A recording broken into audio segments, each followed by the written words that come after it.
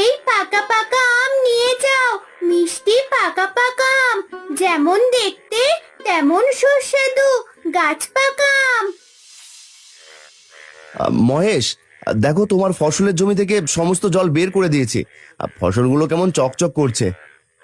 তোমাকে যে কি বলে ধন্যবাদ দেব। আজ তুমি যদি আমায় সাহায্য না করতে আমি একেবারে নিঃস্ব হয়ে যেতাম। সেই সব কথা এখন থাক। আমার ঘরে অতিথি এসেছে, আমাকে তাড়াতাড়ি বাড়িতে যেতে হবে। আর তোর সাথে পরে কথা হবে, আমি যাই। এদিকে আবার বিকেল হয়ে এলো। এই তো বাজারে চলে এসেছি, হাঁটতে হাঁটতে পা ব্যথা হয়ে গেছে। এইখানে আমগুলো নিয়ে বসি। পাকা পাকা আম নিয়ে যাও, গাছ পাকা, খেতে অনেক সুস্বাদু। বাহ, খুব সুন্দর আম তো। এই মেয়ে, তোমার নাম কি? এই আম কোথা থেকে নিয়ে আসছো? এইগুলো আমাদের গাছের আম, ঝড়ের সময় গাছ থেকে ঝরে পড়েছে। এই তোমার সবগুলো আম আমাকে দাও। আর এই নাও টাকা। এই টাকা দিয়ে তুমি কি করবে?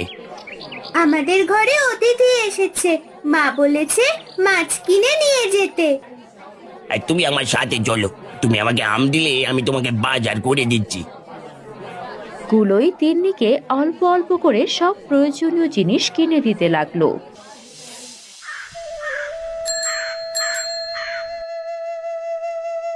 জানি না মালতী মেয়েটাকে নিয়ে কি করছে। আমিও তাড়াহুড়ো করে চলে এলাম, ঘরে বাজারঘাট কিছুই করতে পারলাম না। মেয়েটা মনে হয় খাবারের জন্য কান্নাকাটি করছে।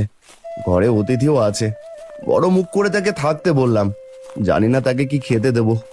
আবার একটু জোরে পা চালাই, ওর যেন শেষই হতে চাইছে না।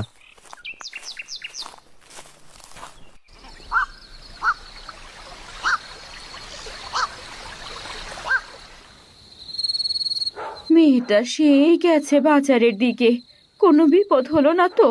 মানুষটাও সেই সকালে বের হয়েছে, জানি না কি করতেছে। এইদিকে উনুনে এখন হাঁড়ি বসাতে পারলাম না, নিজে কি খাবো আর অতিথিকে বা কি খেতে দেব? লোকটাও বোধহয় মনে মনে কষ্ট পাচ্ছে। মালতী কোথায় গেলে? আমি এসেছি।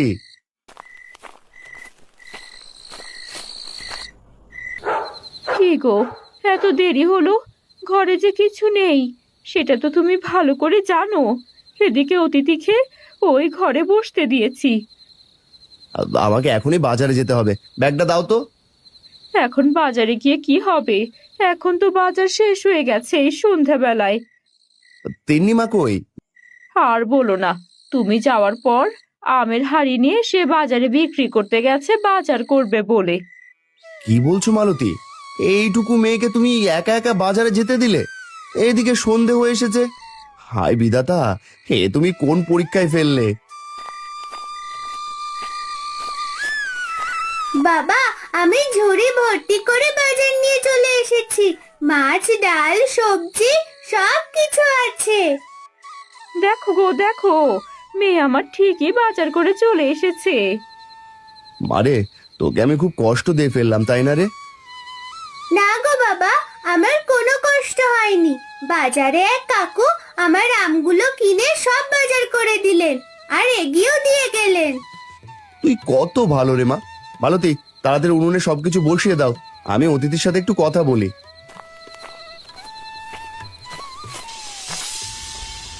বিশ্রাম নিয়ে শরীরটা অনেক সুস্থ লাগছে। শরীরের ব্যথাটাও দূর হয়ে গেছে। মানুষগুলো অনেক ভালো।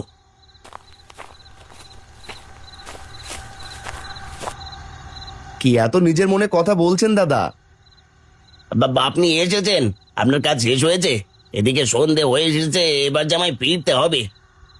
সব কাজ শেষ হয়েছে, গিন্নি রান্না বসিয়েছে, আর একটু অপেক্ষা করলেই হয়ে যাবে। আর তোমার মেয়েটাকে যে দেখতে পারছি না, ওই ডাকো তাকে, তার সাথে একটু কথা বলি। তিন্নি রান্নাঘরে তার মাকে সাহায্য করছে। ও ভালো মেয়ে তোমার, আমার বাড়ির পাশের গায়ে। সময় পেলে একবার মেয়েকে নিয়ে ঘুরে এসো দাদা। কাজের চাপে কোথাও যাওয়া হয় না, সময় পেলে ঠিক যাব। দেখি রান্না কত দূর। আমার জন্য এত কষ্ট করার কি দরকার ছিল? সে কথা বললে হবে দাদা? বর্ষার এই মৃদু ঠান্ডা পরিবেশে হারিকেনের আলোয় সকলেই খেতে বসে। এত খাবার কি দরকার ছিল করার? এত খাবার কোথায়? আপনি আমাদের অতিথি, আপনাকে ঠিকঠাক ভাবে খাওয়াতে না পারলে যে নিজেকে অপরাধী মনে হবে।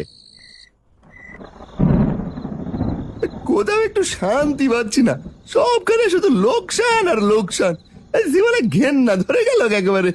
বৃষ্টিতে অনেক ফসল নষ্ট হলো, হাঁসের বাচ্চাগুলো হাতাতে পারলাম না, আমগুলো হাতাতে পারলাম না।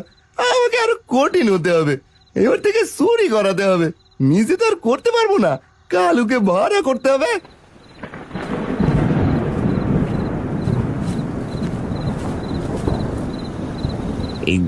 এই বাবু, আপনার খাবার এনেছি। আর দেখেন কত খাবার। এটা হলো রুই মাছের কালিয়া, আর এটা হলো কচি পাঁচা লাট, আর এটা হলো নদীর ইলিশ, আর সব কিছু আছে। এবার পাত পেরে খেয়ে নেন দেখি। সব কিছু আছে, হাঁসের মাংস কোথায়? এইসব খাবারে কোনো স্বাদ পাচ্ছি না, হাঁসের মাংস নিয়ে আয়। এখন অবেলায় হাঁস কোথায় পাবো? আমি কোনো কথা শুনতে চাই না, আমি হাঁসের মাংস দিয়েই ভাত খাবো। এই তো যেখান থেকে পারিস জোগাড় কর, যা। আজকে সব দিয়ে কোনো রকমের চালিয়ে নেন বাবু, আমি দেখছি কি করা যায়। এই বেটার এখানে কাজ করেও শান্তি নেই। অনেক তৃপ্তির সাথে খেলাম, দেওয়ার মতো আমার কাছে কিছু নেই। এই দুটো হাঁসের বাচ্চা তিন্নিমাকে দিলাম। আমি এবার আসি, আশীর্বাদ করি তোমরা অনেক বড় হও। কি মজা, কি মজা! এই হাঁসের বাচ্চাগুলো আমি অনেক বড় করব, এইগুলো থেকে অনেক বাচ্চা হবে। এভাবেই দিন কাটতে থাকে। প্রতিদিন তিন্নি হাঁসের বাচ্চাগুলোকে পুকুরে নিয়ে যায়, তাদের সাথে সময় কাটায়। দেখতে দেখতে হাঁসের বাচ্চাগুলো বড় হয়ে ওঠে। দুইটা হাঁসের বাচ্চা থেকে ধীরে ধীরে অনেক হাঁসের মালিক হয়ে ওঠে।